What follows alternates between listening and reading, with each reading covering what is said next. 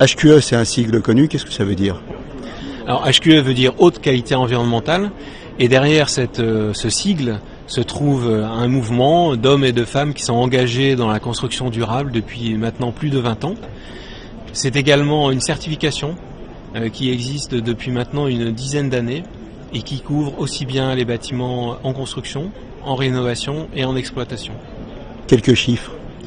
59 millions de mètres carrés sont aujourd'hui certifiés HQE dans le monde, ce qui en fait le deuxième système de certification le plus répandu. Et nous sommes actifs dans 19 pays.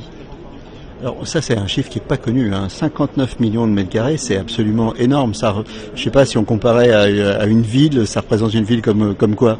Alors là, vous me posez une colle, je ne saurais pas vous dire, mais c'est effectivement très très important. Pour vous donner un ordre de grandeur, 15% de toutes les surfaces de bâtiments non résidentiels construites en France sont certifiées HQE. Alors vous parliez aussi de bâtiments type entrepôt, type industriel. Nous certifions aujourd'hui tout type de bâtiments.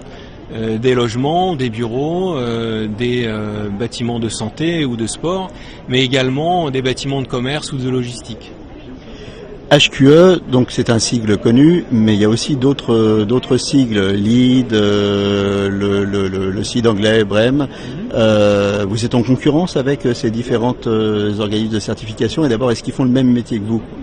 Alors nous faisons exactement le même métier, et comme dans tout métier, nous avons vraiment un volet de coopération technique pour investir ensemble sur des nouveaux sujets. Mais nous sommes surtout en concurrence effectivement sur les systèmes de certification. Au niveau de la concurrence, alors LEED, je sais que c'est une certification plutôt américaine, hein. HQE aux États-Unis, ça ne veut pas encore dire grand-chose. En France, je construis quelque chose, ou en Europe, élargissons le scope, je construis quelque chose. Il vaut mieux être HQE ou opter sur, c'est quoi les avantages d'être HQE? Alors je vous dirais bien sûr qu'il faut construire HQE. Les différences, elles sont essentiellement de trois ordres. Le premier, c'est que dans HQE, les critères sont scientifiquement fondés. C'est l'anti-greenwashing. Ce sont vraiment des critères qui ont du sens d'un point de vue scientifique et technique. Le deuxième, c'est que HQE prend une part égale entre la qualité intérieure des bâtiments, donc la santé, le confort des hommes et des femmes qui vivent à l'intérieur des bâtiments, ou des clients dans le cas d'un centre commercial, et l'environnement extérieur. On n'oublie pas qu'un bâtiment, ça doit d'abord être utile, et qu'il y a des gens qui vivent, qui travaillent ou qui achètent dedans.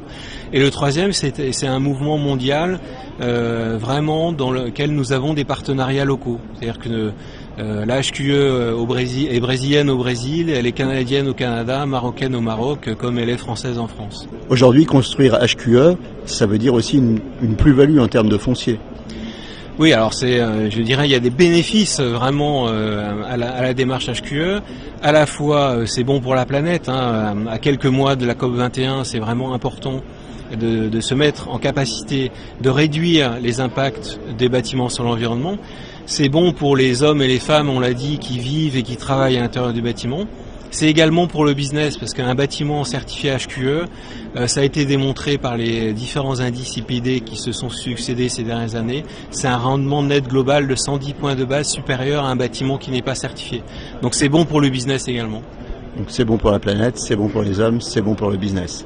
Merci beaucoup. Je vous en prie, merci.